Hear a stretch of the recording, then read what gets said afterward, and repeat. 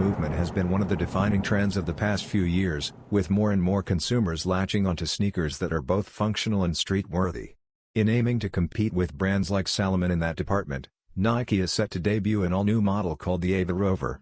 A collaboration with South Korea's Hyein is already in development, as are several inline options releasing fall 2025.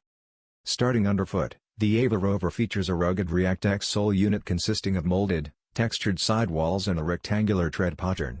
Pixelated TPU material makes up the mudguard section, while a lightweight upper takes after Nike Running or ACG models.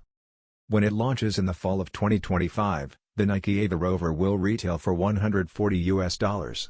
An official release date of July 25 has already been set for the black, anthracite, sequoia, and muslin colorway.